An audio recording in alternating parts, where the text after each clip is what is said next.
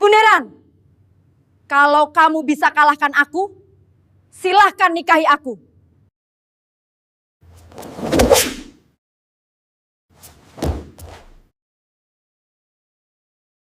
Halo teman-teman semua.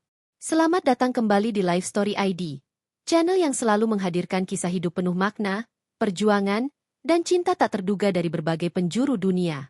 Pernahkah kalian membayangkan? Seorang TKI sederhana dari desa kecil di Jawa Tengah harus berhadapan dengan atlet taekwondo nasional Korea dan ditantang dengan satu kalimat yang mengubah hidupnya selamanya? Kalau kamu bisa mengalahkanku, nikahi aku. Kisah ini bukan sekadar tentang bela diri, bukan hanya tentang kalah dan menang, tapi tentang harga diri, ketulusan, dan cinta yang lahir dari kerendahan hati. Sebelum kita masuk ke ceritanya, aku penasaran, kamu nonton video ini dari daerah mana? Tulis di kolom komentar ya. Apakah dari Jawa Tengah, Jakarta, Kalimantan, Sulawesi, luar negeri, atau mungkin dari Korea Selatan? Dan buat kamu yang baru menemukan channel ini, jangan lupa dukung Life Story ID dengan cara tekan tombol like, subscribe channel ini, dan bagikan kisah ini ke orang-orang terdekatmu. Karena satu subscribe darimu adalah semangat bagi kami untuk terus menghadirkan kisah-kisah hidup yang menyentuh hati. Kalau sudah, tarik napas sejenak, dan mari kita mulai kisahnya. Nama pria itu Supandi. Orang-orang memanggilnya Supi. Usianya 27 tahun. Lahir dan besar di sebuah desa kecil di Jawa Tengah. Di tempat di mana pagi dimulai dengan suara ayam jantan. Dan senja ditutup oleh azan maghrib yang menggema dari surau kecil di ujung kampung. Supi bukan berasal dari keluarga berada. Ayahnya buruh tani, ibunya penjual jajanan pasar. Hidup mereka sederhana, bahkan sering kekurangan. Tapi Supi tumbuh dengan satu hal yang selalu dia pegang teguh. Harga diri dan kerja keras. Sejak remaja, Supi dikenal sebagai anak yang pendiam. Tidak banyak bicara, tapi punya tekad yang keras seperti batu kali di sungai desa. Di kampungnya, Supi bukan orang biasa. Ia adalah atlet pencak silat.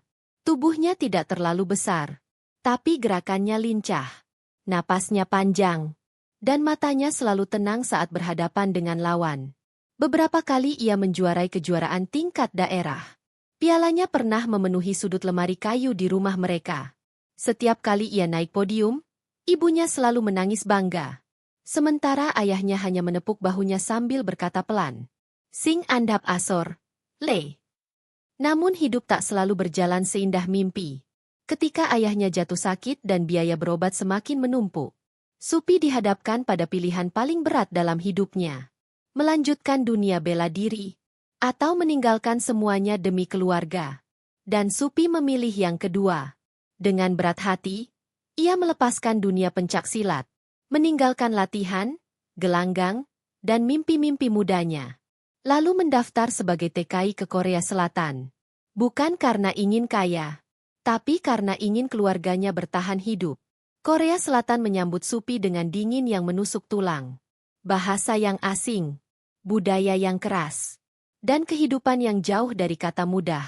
Ia bekerja serabutan. Pernah jadi buruh gudang, karyawan dapur, bahkan kuli angkut. Seringkali ia pulang dengan punggung pegal dan tangan lecet. Tapi tak pernah sekalipun ia mengeluh. Setiap won yang ia dapat, selalu ia sisihkan untuk dikirim pulang ke desa. Hingga suatu hari, kesempatan itu datang. Supi diterima bekerja sebagai sopir pribadi untuk sebuah keluarga kaya di Seoul. Ia tidak tahu siapa majikannya. Ia tidak peduli.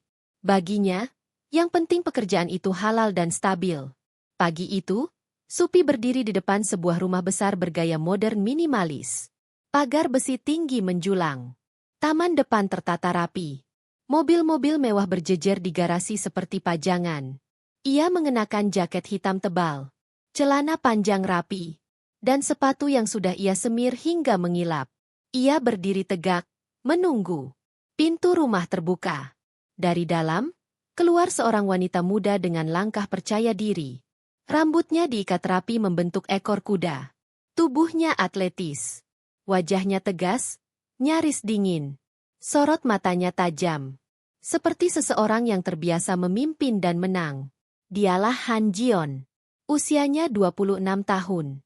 Seorang atlet taekwondo nasional Korea Selatan. Namanya sering muncul di televisi, iklan, dan media sosial. Ia idola banyak orang. Namun Supi tidak mengenalnya. Baginya, wanita itu hanyalah majikan yang harus ia layani dengan baik. Han Jion menatap Supi dari ujung kepala sampai kaki. Tatapannya singkat, cepat, dan penuh penilaian. "Jeti, kamu sopir baruku?" tanyanya dingin. Supi langsung menunduk sopan. "Betul, Nona. Nama saya Supandi." Han Jion mengangguk tipis. "Kamu kelihatan tidak terlalu kuat. Tapi selama bisa menyetir dengan baik dan tidak banyak bicara, itu cukup." Supi hanya mengangguk. Ia sudah terbiasa dipandang rendah. Ia tahu posisinya. Sejak hari itu, hubungan mereka berjalan murni profesional. Majikan dan sopir. Tidak lebih.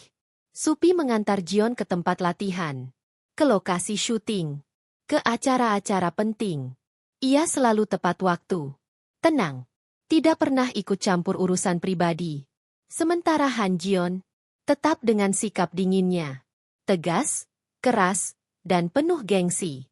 Namun tanpa mereka sadari, di balik perbedaan status, budaya, dan dunia yang mereka jalani, takdir pelan-pelan mulai menyusun jalannya sendiri.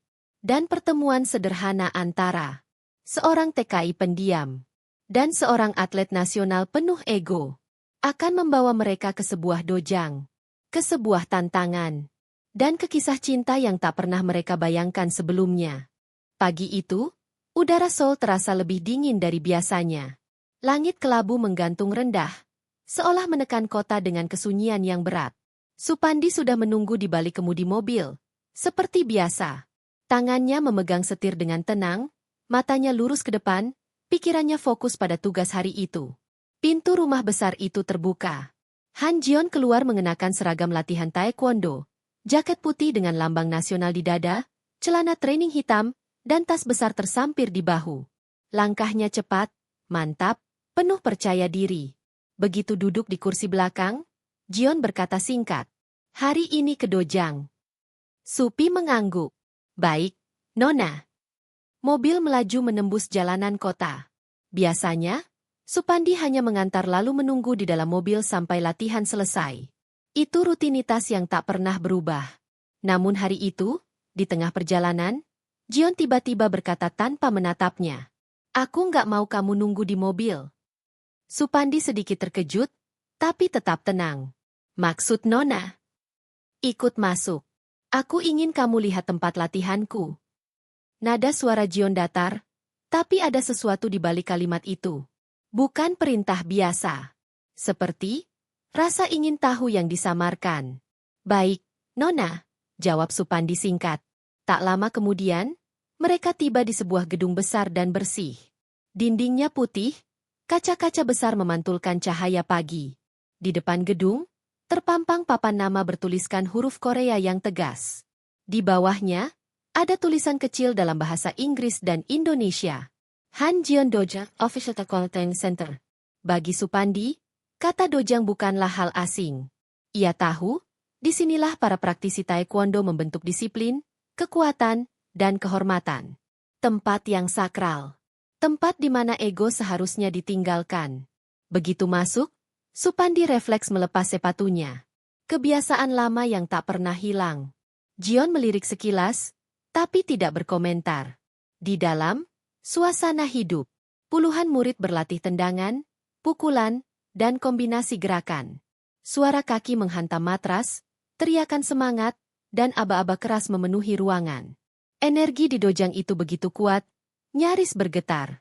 Namun Supandi tetap tenang.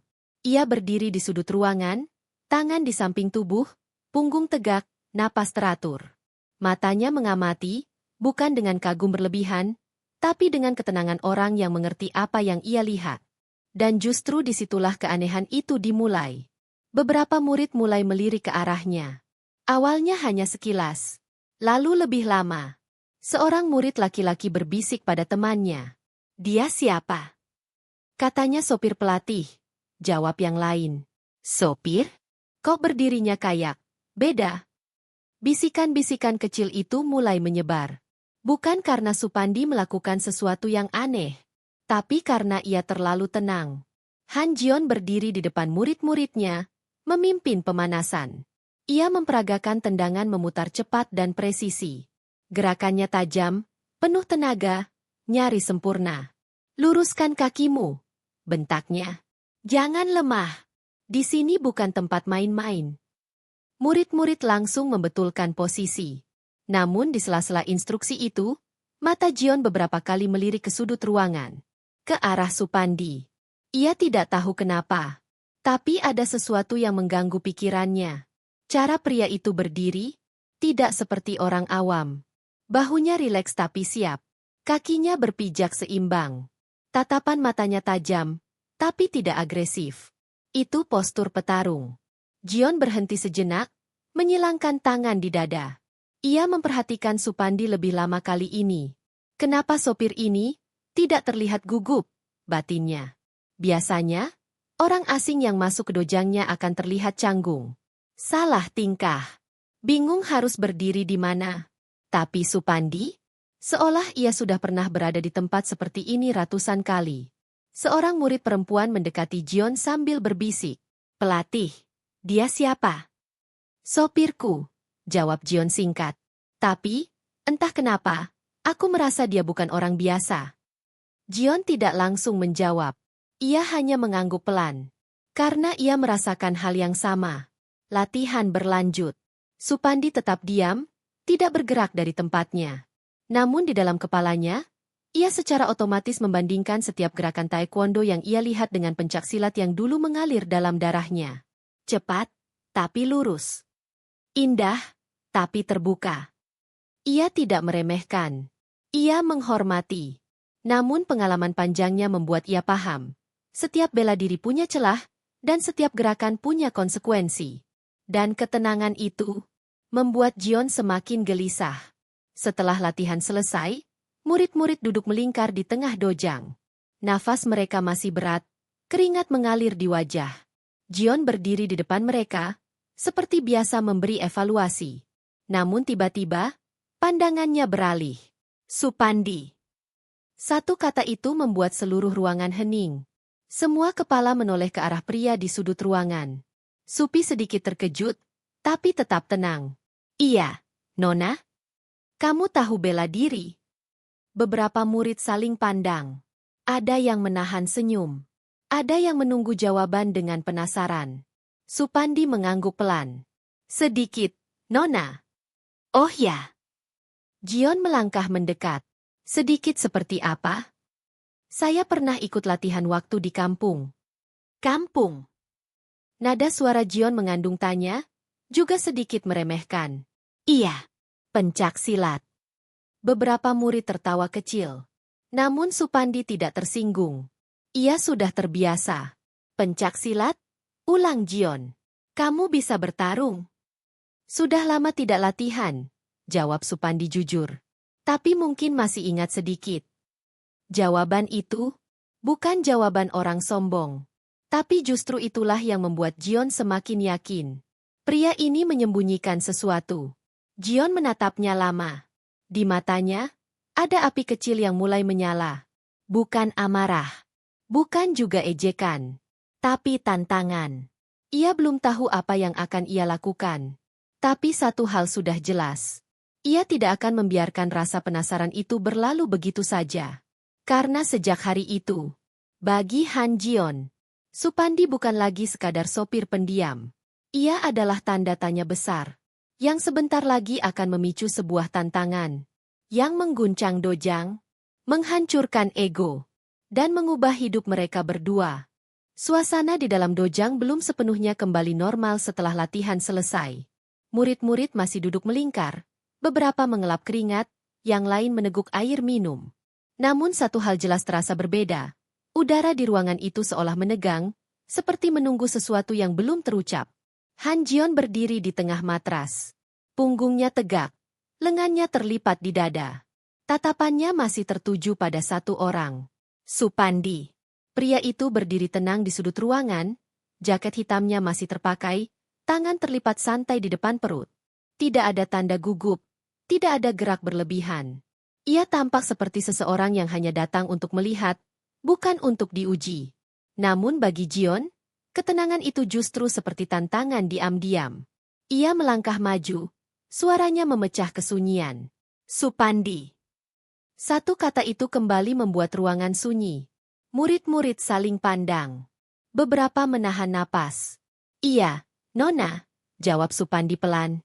Kamu bilang kamu pernah belajar pencak silat. Jion menatap lurus ke matanya. Berarti kamu bisa bertarung. Supandi tidak langsung menjawab.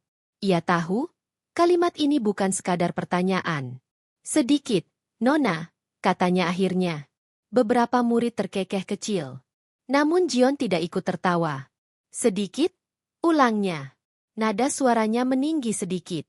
Di tempat ini, yang sedikit akan kalah. Supandi mengangguk pelan. Saya mengerti. Jawaban itu justru membuat Jion semakin terganggu. Ia tidak melihat ketakutan. Tidak juga perlawanan. Hanya ketenangan yang tak tergoyahkan. Jion menarik napas dalam-dalam, lalu berkata dengan suara yang kini terdengar jelas oleh semua orang di dojang.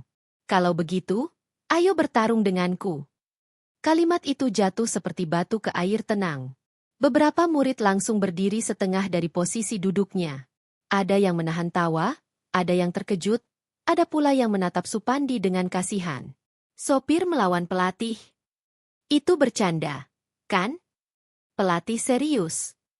Supandi terdiam. Ia menatap Jion dengan sorot mata dalam, seolah mencoba membaca niat di balik tantangan itu. Nona, katanya hati-hati. Saya tidak datang ke sini untuk bertarung. Justru itu, potong Jion cepat. Aku ingin tahu, kamu benar-benar hanya sopir, atau kamu sengaja menyembunyikan sesuatu? Dojang kembali hening. Kata-kata itu terasa tajam, menusuk. Supandi menarik napas pelan. Ia tidak suka diprovokasi. Ia tidak suka adu kekuatan yang lahir dari kesombongan. Namun ia juga tahu, kadang, kesombongan tidak bisa dijawab dengan kata-kata. Jion melangkah lebih dekat. Kini jarak mereka hanya beberapa langkah. Lalu, dengan suara lantang yang menggema ke seluruh ruangan, ia berkata, "Kalau kamu bisa mengalahkanku, aku bersedia jadi istrimu." Waktu seolah berhenti. Seorang murid hampir tersedak air minumnya. Yang lain membelalakan mata. Ada yang refleks menutup mulut, tak percaya dengan apa yang baru saja mereka dengar. Apa? Pelatih serius? Ini mimpi atau nyata?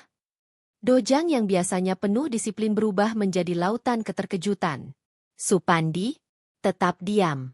Ia tidak tersenyum, tidak terkejut, tidak juga terlihat senang. Ia hanya memandang Jion dengan tenang. Nona, katanya akhirnya, suaranya rendah tapi jelas. Saya tidak suka taruhan. Takut. Jion menantangnya. Bukan marah, bukan mengejek, tapi menusuk tepat ke ego. Supandi menggeleng pelan. Bukan takut. Lalu kenapa ragu? Karena saya tidak ingin menyakiti orang lain, jawabnya jujur. Dan saya tidak ingin bertarung hanya untuk membuktikan sesuatu. Jawaban itu membuat beberapa murid terdiam. Tidak ada kesombongan di sana. Tidak ada sikap merendahkan. Justru sebaliknya. Namun Jion tidak mundur. Matanya menyala penuh keyakinan. Kalau kamu kalah, katanya, kamu cukup kembali ke mobil dan lupakan semua ini. Supandi terdiam cukup lama. Dalam benaknya, wajah ibunya muncul. Ayahnya, gurunya dulu yang selalu berkata, kekuatan sejati bukan untuk pamer, tapi untuk meluruskan. Ia menatap lantai matra sebentar, lalu kembali menatap Jion. Baiklah, katanya akhirnya. Saya terima.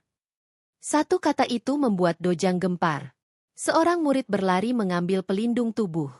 Yang lain langsung mengeluarkan ponsel, menyalakan kamera. Beberapa mulai berbisik-bisik, bahkan ada yang bertaruh kecil-kecilan. Sopir itu bakal tumbang dalam hitungan detik. Pelatih enggak pernah kalah. Jion berdiri di tengah matras. Posturnya sempurna. Kaki terbuka dalam kuda-kuda taekwondo, tubuh sedikit condong ke depan, siap menyerang. Sementara Supandi melepaskan jaketnya perlahan, melipatnya rapi dan meletakkannya di pinggir. Ia menggulung lengan bajunya, melangkah ke tengah matras dengan langkah ringan tapi penuh kendali. Tidak ada kuda-kuda mencolok, tidak ada gaya pamer, hanya ketenangan. Seorang murid berbisik dengan suara gemetar. Entah kenapa, aku merasa ini bukan lelucon. Di dalam hati Supandi, ia berdoa pelan. Bukan agar menang, tapi agar pertarungan ini tidak berubah menjadi permusuhan. Udara di dojang berubah. Tegang. Semua mata tertuju ke tengah matras. Tidak ada lagi sopir. Tidak ada lagi pelatih. Yang ada hanya dua manusia. Dua ego. Dua jalan hidup yang akan segera bertabrakan. Dan dari titik inilah, kisah ini berhenti menjadi cerita biasa dan mulai berubah menjadi legenda yang tak terlupakan. Dojang itu kini benar-benar sunyi. Tidak ada lagi bisikan. Tidak ada tawa. Yang terdengar hanya suara napas tertahan puluhan orang yang berdiri melingkar di pinggir matras. Di tengah ruangan, Han Jion dan Supandi berdiri saling berhadapan. Jion mengambil posisi taekwondo yang sempurna. Kakinya terbuka mantap, berat tubuh seimbang. Tatapannya tajam, penuh keyakinan. Ini wilayahnya. Ini dunianya. Di sisi lain, Supandi berdiri tanpa kuda-kuda mencolok. Kakinya rileks, sedikit terbuka. Tangannya tidak terangkat tinggi. Bahunya santai. Namun justru disitulah letak ketegangan itu. Ia seperti air yang tenang. Tidak menunjukkan gelombang, tapi menyimpan arus kuat di dalamnya. Siap? Tanya Jion singkat. Supandi mengangguk pelan. Siap. Hitungan mundur terdengar dari salah satu murid. 3, 2, 1. Begitu hitungan selesai, Jion langsung melesat. Sebuah tendangan memutar tinggi dilepaskan dengan kecepatan luar biasa. Gerakan khas atlet nasional. Cepat. Presisi. Mematikan. Beberapa murid refleks berseru pelan. Namun Supandi tidak panik. Ia hanya menggeser tubuhnya sedikit. Tendangan itu lewat tepat di depan wajahnya. Angin dari ayunan kaki Jion terasa menyapu pipinya. Tidak kena. Jion tidak berhenti. Ia langsung menyambung dengan tendangan kedua ke arah perut. Lalu diikuti sapuan kaki bawah. Serangan bertubi-tubi. Supandi melompat ringan ke belakang. Gerakannya mengalir, nyaris seperti tarian. Tidak terburu-buru. Tidak kaku. Ia belum menyerang sama sekali. Murid-murid mulai gelisah. Kenapa dia cuma menghindar? Dia menunggu apa? Pelatih belum kena satu pun. Jion mulai merasa terganggu. Setiap serangannya meleset. Setiap gerakannya seolah sudah dibaca lebih dulu. Ia mempercepat tempo. Tendangan kiri, kanan, tinggi, rendah. Kombinasi yang biasanya membuat lawan kewalahan. Namun Supandi tetap sama. Menghindar. Memutar tubuh. Mundur setengah langkah. Matanya tenang. Napasnya stabil. Di dalam benaknya, Supandi sedang membaca ritme. Cepat, tapi emosional. Kuat, tapi ingin menang cepat. Ia tidak melawan dengan kekuatan. Ia melawan dengan kesabaran. Beberapa menit berlalu. Jion mulai terengah. Ini tidak biasa. Biasanya, lawan sudah tumbang di menit pertama. Tapi pria di hadapannya bahkan belum menyerang. Kamu meremehkanku? Seru Jion. Suaranya meninggi. Supandi menggeleng pelan. Tidak, Nona. Lalu kenapa kamu tidak menyerang? Supandi menatapnya lurus. Karena saya tidak ingin menyakiti. Kalimat itu terdengar sederhana. Tapi justru itulah yang menusuk ego Jion. Aku bukan perempuan lemah, teriaknya. Aku atlet nasional. Aku tahu, jawab Supandi tenang. Dan disitulah, kesabaran Jion runtuh. Ia melesat maju dengan pukulan lurus ke dada. Serangan yang jarang ia gunakan. Lebih kasar, lebih emosional. Namun di detik itu juga, Supandi bergerak. Ia menangkap pergelangan tangan Jion. Memutarnya dengan gerakan halus. Lalu melangkah masuk ruang kosong di tubuh lawannya. Satu tarikan. Satu putaran. Dan, deag. Tubuh Jion terhempas ke matras. Bukan dengan bantingan kasar. Bukan dengan kekerasan. Tapi dengan teknik yang begitu bersih dan efektif. Hingga semua orang di ruangan itu membeku. Hening. Tidak ada sorak. Tidak ada tepuk tangan. Hanya suara napas terkejut. Dan detak jantung yang seolah terdengar di telinga masing-masing. Han Jion terbaring di matras. Matanya terbuka lebar. Ia tidak merasakan sakit hebat. Tubuhnya baik-baik saja. Tapi harga dirinya runtuh. Ia kalah. Bukan karena ia lemah. Bukan karena Supandi curang. Ia kalah karena egonya sendiri. Supandi melepaskan pegangan. Melangkah mundur satu langkah. Menunduk sedikit. Saya tidak berniat menang, Nona, katanya pelan. Tapi saya juga tidak bisa terus dianggap remeh. Kata-kata itu tidak diucapkan dengan marah. Tidak juga dengan bangga. Justru dengan kesedihan halus. Jion bangkit perlahan. Wajahnya mah. Entah karena malu, marah, atau keduanya. Ia menatap Supandi beberapa detik. Lalu tanpa berkata apa-apa, ia berjalan keluar dari matras. Murid-murid memberi jalan. Tidak ada yang berani berbicara. Beberapa mengikuti pelatih mereka dengan wajah bingung. Yang lain tetap terpaku. Menatap Supandi seperti melihat sesuatu yang baru saja mengubah pandangan mereka tentang dunia. Supandi mengambil jaketnya. Memakainya kembali. Gerakannya tetap tenang. Tidak ada senyum kemenangan. Tidak ada selebrasi. Seorang murid mendekatinya dengan suara gemetar. Kamu? Sebenarnya siapa? Supandi menatapnya sebentar. Lalu tersenyum kecil. Saya cuma orang kampung yang cari nafkah. Jawaban itu membuat murid itu menunduk. Hari itu, dojang yang biasanya menjadi tempat latihan, berubah menjadi saksi runtuhnya kesombongan. Dan lahirnya sebuah perubahan besar. Supandi melangkah keluar gedung. Udara dingin Seoul menyambutnya. Ia tidak tahu bahwa di balik kekalahan itu, di dalam hati Han Jion, sebuah pergolakan jauh lebih besar baru saja dimulai. Bukan tentang bela diri, bukan tentang menang atau kalah, tapi tentang perasaan yang tak pernah ia izinkan masuk sebelumnya. Malam turun perlahan di Seoul. Lampu-lampu kota menyala satu persatu, memantulkan cahaya dingin ke jalanan basah setelah hujan sore. Supandi duduk di kursi sopir, tangannya menggenggam setir dengan tenang.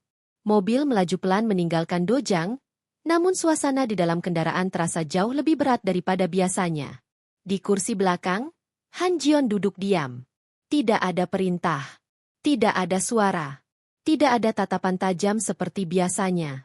Hanya keheningan. Supandi bisa merasakan perubahan itu, meski ia tidak menoleh. Ia tahu, kekalahan sore tadi bukan sekadar soal jatuh ke matras. Itu adalah retakan besar dalam dunia yang selama ini Jion bangun dengan disiplin, kemenangan, dan gengsi. Beberapa menit berlalu. Berhenti di sini. Suara Jion akhirnya terdengar. Pelan. Tidak dingin, tapi juga tidak hangat. Supandi menghentikan mobil di tepi sungai Han. Angin malam menyapu dedaunan, membawa aroma air dan kota. Jion turun lebih dulu. Berdiri menghadap sungai, punggungnya tegak, tapi bahunya sedikit turun, sebuah sikap yang jarang Supandi lihat. Supandi ragu sejenak, lalu ikut turun. Mereka berdiri dengan jarak beberapa langkah. Aku tidak pernah kalah, kata Jion akhirnya. Bukan dengan nada marah. Lebih seperti pengakuan. Supandi tetap diam. Sejak kecil, aku dilatih untuk menang. Ayahku, pelatih pertamaku. Baginya, kalah berarti lemah. Ia mengepalkan tangan. Dan hari ini, aku kalah dari sopirku sendiri. Supandi menunduk sedikit. Saya tidak bermaksud mempermalukan. Jion tertawa pendek, pahit. Justru itu yang membuatku lebih malu. Ia berbalik, menatap Supandi lurus-lurus. Tatapan itu tidak lagi berisi tantangan, melainkan pergulatan. Kau ingat janjiku? Supandi mengangguk pelan. Ya. Kalau kau mengalahkanku, aku bersedia menjadi istrimu. Kata-kata itu melayang di udara malam. Jelas. Tidak main-main. Supandi terdiam cukup lama. Angin menyentuh wajahnya, mengingatkannya pada desa, sawah, dan wajah ibunya yang selalu berdoa dalam diam. Aku serius, lanjut Jion. Bukan karena kalah, tapi karena aku tidak pernah bertemu pria sepertimu. Supandi menghela napas pelan. Inilah yang ingin saya luruskan, Nona Jion, katanya lembut. Saya menerima tantangan itu bukan untuk menikah. Jion mengernyit. Lalu untuk apa? Untuk mengakhiri kesombongan. Termasuk kesombongan saya sendiri.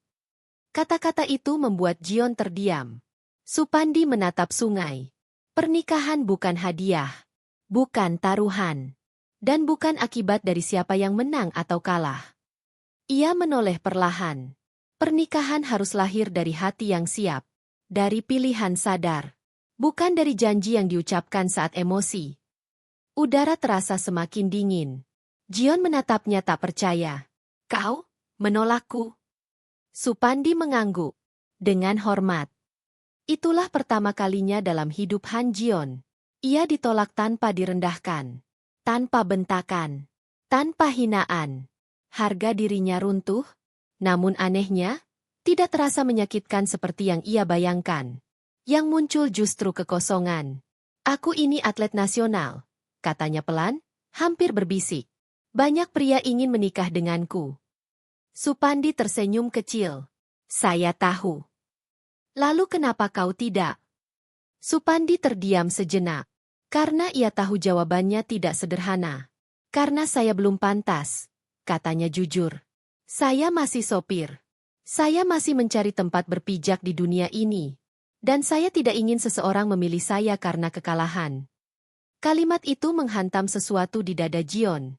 Ia menyadari, selama ini, ia selalu ingin dipilih karena keunggulan. Karena prestasi. Karena posisi. Dan pria di depannya justru menolak semua itu. Malam itu, mereka pulang tanpa banyak kata. Namun sejak hari itu, segala sesuatu berubah. Jion tidak lagi bersikap dingin berlebihan. Tidak juga ramah tiba-tiba. Ia menjadi diam yang berbeda. Di dojang, ia mulai melatih murid dengan nada lebih tenang. Ia mengajarkan arti keseimbangan, bukan hanya kemenangan. Dan yang paling mengejutkan, ia sering memperhatikan Supandi dari kejauhan. Cara pria itu menyetir dengan sabar. Cara ia menunggu tanpa mengeluh. Cara ia menunduk hormat pada orang yang bahkan tidak memandangnya. Suatu sore, Jion menemukan Supandi duduk sendirian di taman kecil dekat apartemen, menatap langit senja. Kau sering sendirian, kata Jion. Supandi tersenyum. Kesendirian membantu saya mengingat siapa diri saya. Mereka duduk berdampingan. Tidak terlalu dekat. Tidak terlalu jauh. Tidak ada pembicaraan tentang duel. Tidak ada pembicaraan tentang janji. Hanya dua manusia yang sama-sama sedang belajar meruntuhkan dinding di dalam diri masing-masing. Permusuhan telah mati. Namun cinta belum lahir. Yang ada hanyalah keheningan penuh makna. Keheningan yang perlahan membuka ruang bagi sesuatu yang lebih jujur. Dan di sanalah, tanpa mereka sadari, sebuah hubungan baru mulai tumbuh. Bukan dari taruhan. Bukan dari kemenangan. Tapi dari rasa hormat. Waktu berjalan pelan, namun pasti. Hari-hari setelah peristiwa di tepi sungai Han terasa berbeda. Tidak ada lagi jarak yang kaku, tapi juga belum ada keakraban. Hubungan Supandi dan Han Jion berubah menjadi sesuatu yang sulit dijelaskan. Bukan teman, bukan majikan dan bawahan sepenuhnya, dan tentu saja bukan pasangan. Namun mereka tidak lagi saling menghindar. Suatu pagi, Supandi menerima pesan singkat dari Jion. Datang ke dojang sore ini. Bukan sebagai sopir. Sebagai rekan latihan. Supandi membaca pesan itu beberapa kali. Ia ragu. Tapi akhirnya, ia membalas singkat. Baik. Sore itu, dojang tidak seramai biasanya. Hanya beberapa murid senior yang hadir. Jion berdiri di tengah matras, mengenakan seragam latihan sederhana. Tanpa lambang kehormatan, tanpa atribut kebanggaan. Supandi melangkah masuk. Kali ini, bukan dengan jaket sopir, tapi dengan pakaian latihan sederhana. Murid-murid menatapnya berbeda. Bukan lagi penasaran, melainkan hormat. Tidak ada duel hari ini, kata Jion. Tidak ada menang atau kalah. Supandi mengangguk. Saya mengerti. Mereka mulai berlatih. Bukan saling menyerang, tapi saling membaca. Jion menunjukkan teknik taekwondo dengan ketelitian luar biasa. Supandi membalas dengan gerakan pencaksilat yang mengalir lembut. Mereka berhenti beberapa kali. Berdiskusi. Mencoba ulang. Jion mendengarkan. Itu hal baru. Biasanya, ia memberi perintah. Kini, ia menerima masukan. Kau tidak memaksakan tenaga, kata Jion suatu saat. Gerakanmu seperti mengikuti. Supandi tersenyum. Guru saya dulu bilang, melawan itu melelahkan. Mengalir itu bertahan lama. Kalimat itu tinggal lama di kepala Jion. Hari-hari berikutnya, mereka sering berlatih bersama. Kadang hanya 1 jam, kadang sampai malam. Tidak ada penonton. Tidak ada sorotan. Hanya 2 orang yang sedang belajar menjadi manusia yang lebih baik. Perubahan Jion terlihat jelas. Ia tidak lagi membentak murid yang salah gerak. Ia mulai mengajari mereka bernapas sebelum menyerang. Ia bahkan belajar meminta maaf. Supandi menyaksikan semua itu dari dekat. Dan tanpa ia sadari, hatinya mulai melunak. Namun ia tetap menjaga jarak. Ketika Jion mengajaknya makan malam, Supandi menolak dengan halus. Terima kasih. Tapi saya harus mengirim uang ke rumah. Ketika Jion menanyakan masa lalunya, Supandi menjawab singkat. Tidak ada yang istimewa. Namun pada suatu malam hujan, jarak itu sedikit terbuka. Mereka berteduh di bawah atap kecil di depan dojang. Hujan turun deras, memisahkan mereka dari dunia luar. Aku iri padamu, kata Jion tiba-tiba. Supandi menoleh. Iri. Kau tahu siapa dirimu. Kau tahu batasmu. Dan kau tidak perlu menang untuk merasa cukup. Supandi terdiam. Sementara aku, lanjut Jion, selalu menang, tapi sering merasa kosong. Supandi menatap hujan. Kosong itu bukan karena kalah atau menang, katanya pelan. Tapi karena kita lupa kenapa kita mulai. Kata-kata itu membuat Jion tersenyum kecil. Disitulah, untuk pertama kalinya, mereka tertawa bersama. Bukan tawa keras. Bukan tawa lepas. Tapi tawa kecil yang jujur. Sejak malam itu, Supandi mulai membuka diri. Ia bercerita tentang desanya. Tentang ibunya yang menenun di beranda. Tentang ayahnya yang sakit, tapi selalu tersenyum. Jion mendengarkan tanpa menyela. Ia tidak mengasihani. Ia menghormati. Dan rasa itu tumbuh. Perlahan. Diam-diam. Tanpa janji. Tidak ada kalimat, aku mencintaimu. Tidak ada sentuhan berlebihan. Yang ada hanyalah kehadiran. Ketika Supandi lelah, Jion menyodorkan teh hangat. Ketika Jion ragu, Supandi diam di sampingnya. Cinta itu tidak meledak. Ia bertumbuh. Dari hormat menjadi peduli. Dari peduli menjadi rindu. Dan di suatu pagi, ketika mereka berlatih di dojang yang kosong, Jion berkata pelan.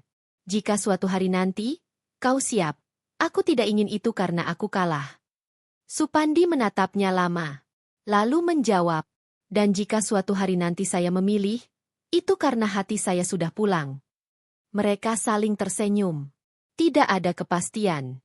Tapi ada arah. Dan terkadang, arah yang sama. Lebih penting daripada janji. Keputusan itu tidak lahir dalam satu malam. Ia tumbuh perlahan. Seperti benih yang akhirnya cukup kuat untuk menembus tanah. Supandi tidak pernah mengucapkannya dengan gegabah. Ia menunggu sampai hatinya benar-benar tenang. Bukan karena rasa kagum, bukan karena rasa kasihan, dan bukan karena janji masa lalu. Suatu sore, setelah latihan ringan di dojang yang hampir kosong, Supandi duduk di tangga kayu sambil melepas pelindung tangannya. Han Jion berdiri di dekat jendela, menatap langit Seoul yang mulai memerah. Aku ingin pulang, kata Supandi pelan. Jion menoleh. Pulang ke Indonesia? Supandi mengangguk. Ke desa saya. Bertemu orang tua.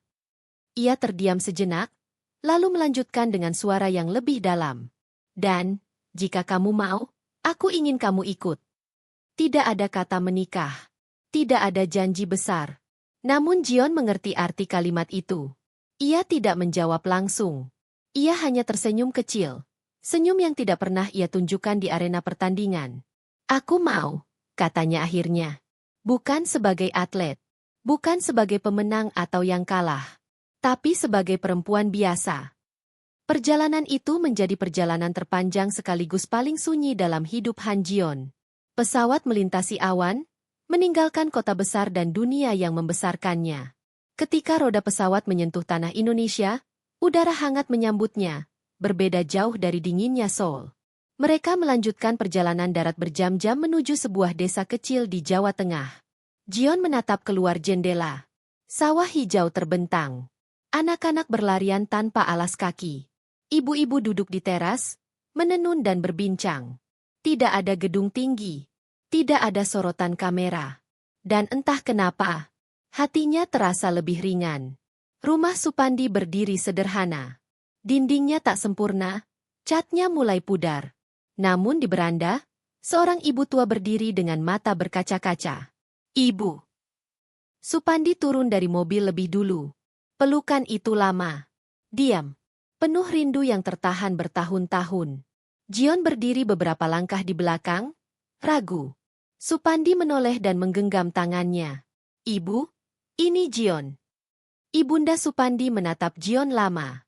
Wajahnya lembut, matanya penuh doa. Tanpa banyak bicara, ia memeluk Jion. Terima kasih sudah menemani anak saya pulang, katanya lirih. Air mata Jion jatuh tanpa bisa ditahan. Ia, yang terbiasa dipuji karena prestasi, untuk pertama kalinya merasa diterima tanpa syarat. Hari-hari di desa berlalu sederhana. Jion belajar menyapu halaman, membantu di dapur. Duduk mendengarkan cerita orang-orang desa.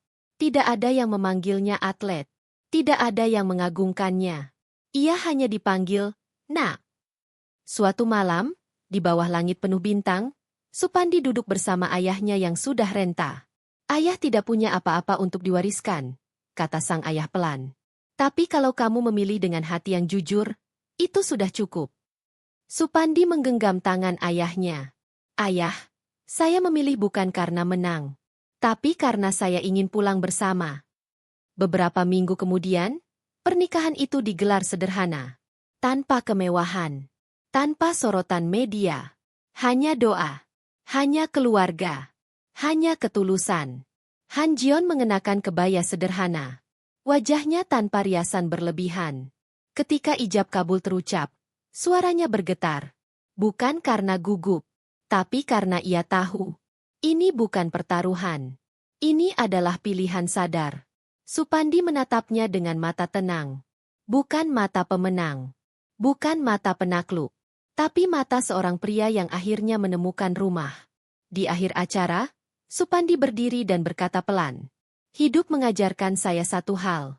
Bahwa cinta sejati tidak lahir dari kemenangan. Bukan dari siapa yang lebih hebat. Tapi dari kerendahan hati untuk menerima dan kejujuran untuk memilih.